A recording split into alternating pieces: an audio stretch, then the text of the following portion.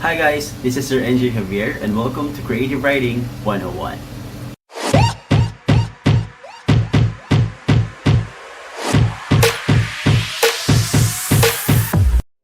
By the very name of our subject, creative writing, I know many of you are already having ideas about what this subject could be all about. But before we further discuss what creative writing is, let us first differentiate technical writing and creative writing.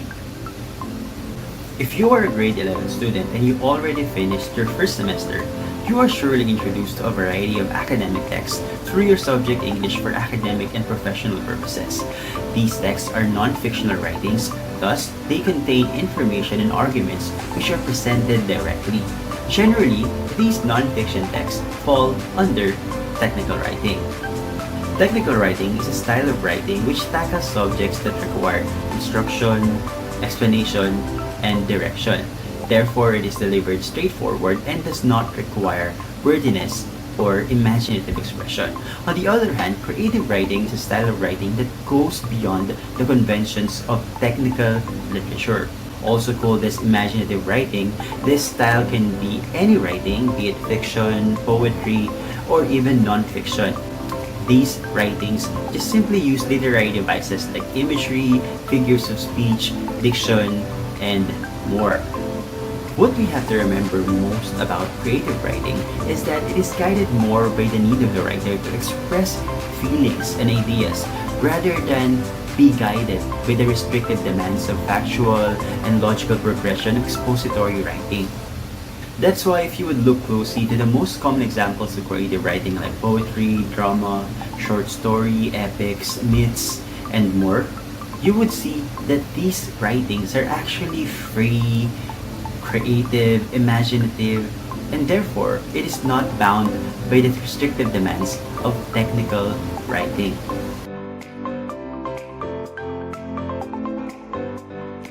Imagery is basically descriptive language. It functions as a way for the readers to better imagine the literature at hand as it appeals to the five senses: the sense of touch, hearing, taste, smell, and sight. It helps develop a sensory experience or a more fully realized understanding of the imaginary world the author is trying to create. Now, let's look at this sample poem and see what imagery is all about. Let us read the following lines of this stanza. The scent of her wonderful being tickles my peace every seeing. Her face is divine white flowers, astounding reverberating powers. Sweetness flavors her lips, O majesty, I'm hers for keeps. Now let us see in which senses does each line appeal to. The first one has scent of her wonderful being. The word scent there obviously appeals to our sense of smell, but creatively, the first line's scent of her wonderful being not just appeals to our sense of smell, but might also appeal to our sense of sight or even sense of touch. Because we are talking about the wonderful being of the woman. See? On the second line, there is tickles my peace every seeing. Tickle appeals to the sense of touch. It's the sensation, the feeling of being tickled when you see that woman. On the third line, it says, her face is divine white flowers. So the face is being compared to heavenly white flowers. So obviously that is for the sense of sight. For the fourth one, we have astounding reverberating powers. The word reverberating, or in Filipino, dumadagundong. So it obviously appeals to our sense of hearing. And then, finally, for the fifth line, there is sweetness flavors her lips. Although we can take this as literally as appealing to sense of taste, we can also say that this also appeals to the sense of sight. Because maybe the woman smiles beautifully, smiles sweetly, thus the writer said so. So you see, imagery is the use of words that appeal to the senses, making the readers better imagine what the writer is trying to say. Easy, right? Again, imagery is basically descriptive language which helps the reader to better imagine the world the writer is trying to create. Okay, at this point, let's go to the second literary device, which is usually used in creative writing, and that is diction. Diction is the writer's choice of words. It reflects the writer's style of expression. It greatly affects the tone of the piece of writing. At the same time, it affects how the readers imagine the characters of a story. But one primary thing diction does is it establishes whether a text is formal or informal. Let's look at these sample texts and let's see how the choice of words of the writer affected how we imagined the characters of the story. Once upon a time, there lived a beautiful princess. She was loved by all, men and women alike. Her skin was as white as snow. Her lips were as red as the rose, and her smile was as bright as the sun. The crowd would turn heads as she passed among them. Her beauty was pleasing to all, except for one, the wicked queen. She was the stepmother of the princess. A vile and vicious queen, she always wanted to be the most beautiful being to walk the earth. That's why she never liked the princess. With her heartless huntsmen, she planned to end the princess. Let's look at some words chosen by the author to describe the two characters of the story. To describe the princess, the author chose the words beautiful, loved by all, her skin as white as snow, her lips were as red as the rose, and her smile was as bright as the sun, even adding that the crowd would turn heads as she passed among them. With these descriptions, with these words selected by the author, we can clearly imagine that the princess is a pleasing princess. It's a beautiful princess, a beautiful, pleasing princess. On the other hand, to describe the queen, the stepmother of the princess, the author chose the words wicked, vile and vicious, always wanted to be the most beautiful being to walk the earth, and never liked the princess, plus with heartless huntsmen. All these words chosen by the author to describe the queen or the stepmother of the princess make us think that this stepmother is actually a bad one. See how important diction is? It helps us make our writings more effective because we are able to make our readers better imagine the characters, the story, and everything that we want to deliver through our pieces. Finally, let's talk about figures of speech. Figures of speech are expressions which deviate from the literal meaning. These are used to add color to language by making expressions more aesthetically effective. Basically, from the word figurative, these are expressions which you have to figure out their meaning first for you to fully understand what they mean. There are numerous figures of speech. In fact, if you would search the internet, you would see that there are actually hundreds of figures of speech being used in the world. But for this video, we'll be discussing 16 of the most commonly used figures of speech. And let's have them one by one. Speech one by one. Beginning with the most commonly used, that is simile. Simile is indirect comparison. It uses the words as and like to compare two things. Let's look at the example sentences here. Carlota is as wonderful as the fresh-bloomed roses in the garden. Here we compared Carlota with the fresh-bloomed roses using the adjective wonderful constructed with the two as. Now, if you would use like, we don't need to put any adjective anymore, and we can just say Carlota is like the fresh-bloomed roses in the garden. Again, the difference of using like and as is that you need to put an adjective in between the two as. The metaphor is like a brother to the simile, only this time it is a direct comparison. Here we don't use like or as anymore, and we just go straightly compare the two things in the sentence. Like, Carlota is a fresh bloomed rose in the garden. Directly comparing Carlota with the fresh bloomed rose.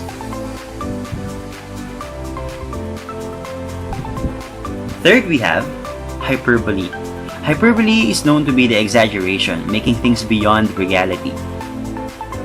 We have here the sentence, Linda was very mad that she brought hell on earth. The exaggeration here is that she brought hell on earth. No one is capable of bringing hell on earth. That's why, when we said Linda was very mad that she brought hell on earth, it's an example of a hyperbole.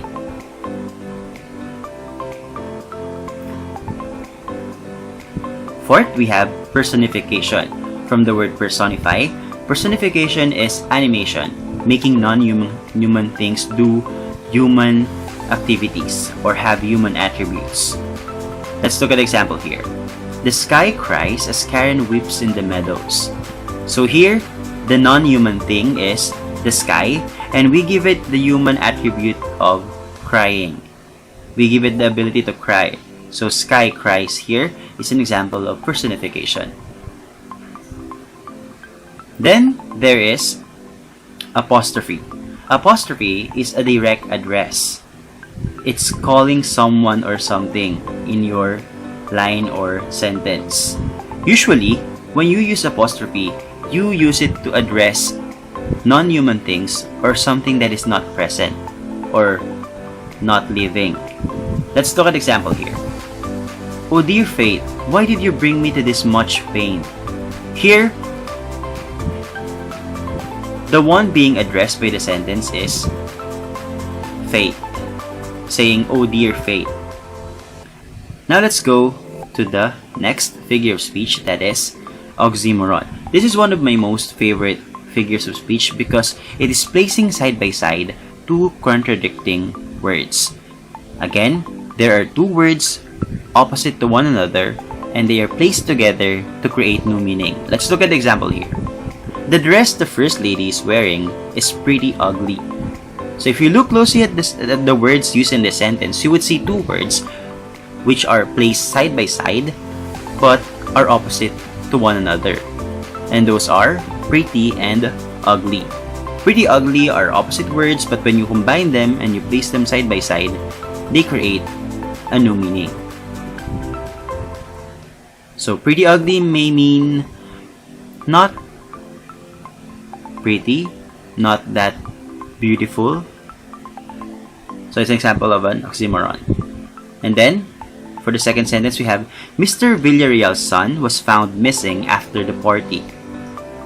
So the two words which are not, the two words here which are opposite to one another are found and missing. Because when you say found, it is something that you see, but missing means something that you don't see.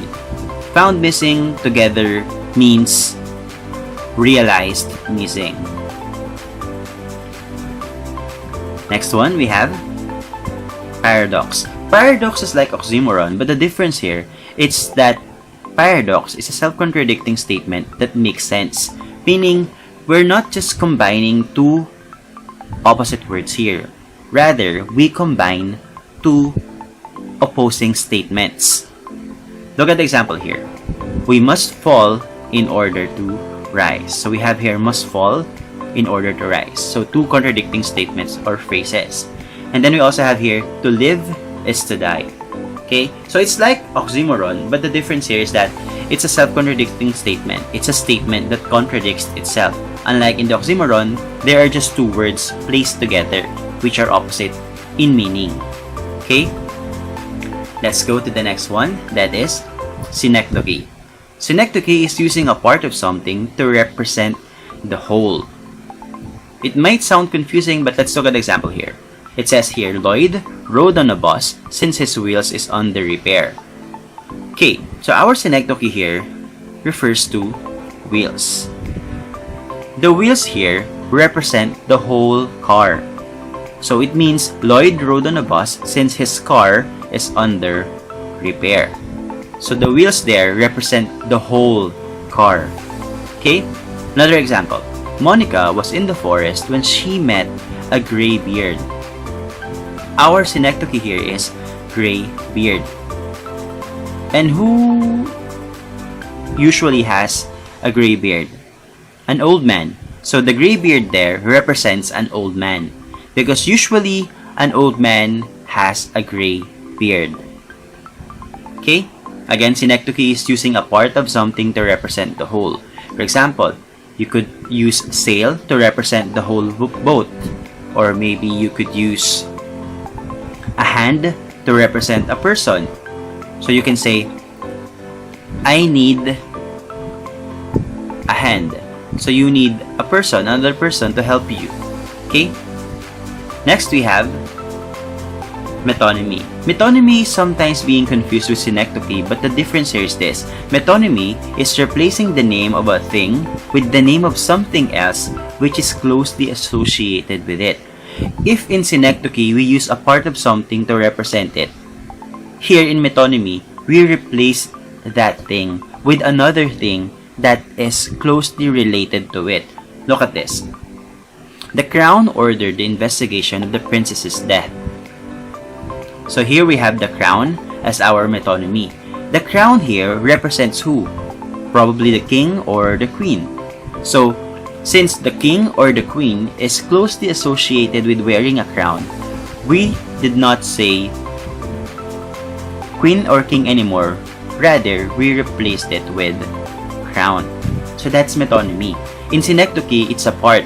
The part of the queen or the part of the king that will be used. But in metonymy, we are using something that is closely related to that.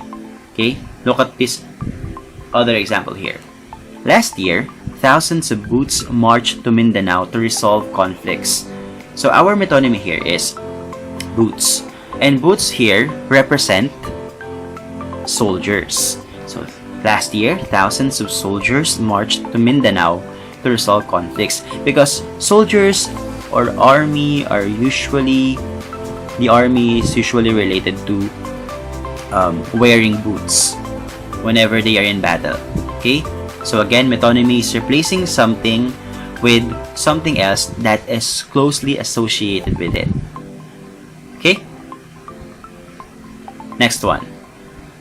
Let's go to chiasmus. Chiasmus is putting together two or more clauses that are balanced against each other by the reversal of their structures in order to produce an artistic effect.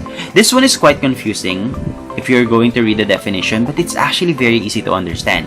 Chiasmus simply means you put two sentences together, but you balance them against each other by reversing the order of the other sentence. Look at this. Never let a fool kiss you, or a kiss fool you. So you see here, we have two sentences here combined. Okay? We have here, never let a fool kiss you, or a kiss fool you. So you see, we just reverse the order of the first sentence in the other one. In Filipino, we have this example of chiasmus, a famous example of chiasmus here. I believe this is delivered in one famous movie in the Philippines, and that line goes, mahal mo ba ako dahil kailangan mo ko, o kailangan mo ko dahil mahal mo ko? So it's an example of chiasmus because it's composed of two sentences balanced against each other by reversing the order, reversing the structure. Okay? Easy to understand, right? Let's go to the next one, and that is alliteration. Alliteration is the repetition, repeating of a consonant sound as an initial or dominant sound in several words in a line.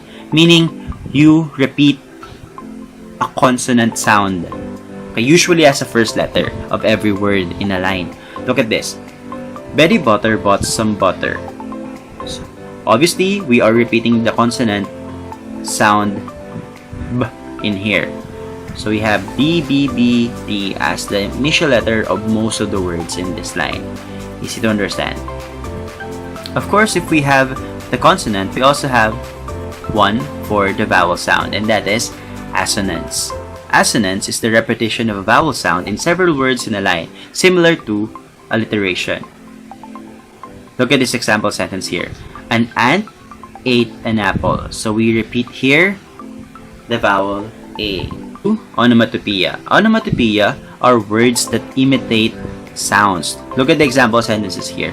My heart seemed to beat with the tick-tock of the clock. Obviously, our onomatopoeia here is tick-tock because it imitates the sound of the clock.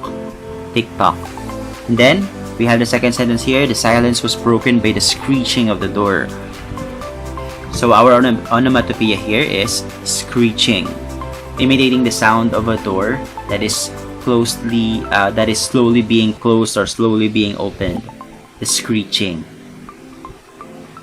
Then we have the rhyme. I believe the rhyme is very common to you. The rhyme simply means repeating similar sounding words, usually occurring at the end of the lines in poems or songs. Example, Baba Black Sheep, have you any wool? Yes sir, 3 bags full. So we have here wool and full as the rhyming words with the similar sounding words. And then continuing, 1 for the master, 1 for the dame, and 1 for the little boy who lives down the lane. And we have dame and lane there as another set of rhyming words. Next we have epistrophe. Epistrophe is putting the same word at the end of each sentence. So you have a couple of sentences together, but at the end of each sentence is the same word. Look at this. Where now, who now, when now. So we have here now as the ending word of each statement. So that's our lesson for our first session. But before we end, let us first have a generalization of what we have talked about in this entire video. First, we have defined and differentiated the two styles of writing, technical writing and creative writing, saying that technical writing is straightforward and does not require wordiness or imaginative expression. On the other hand, in creative writing is a style of writing that goes beyond the conventions or traditions of technical literature. Also, we have talked about 3 literary devices which make creative writing creative, and those are imagery, diction, and figures of speech. Again, imagery is basically descriptive language which helps the reader better imagine the world the writer is trying to create by appealing to the 5 senses, which are the sense of taste, sight, smell, hearing, and touch. On the other hand, diction is the writer's style of writing. It is the writer's choice of words which reflects his or her style of expression.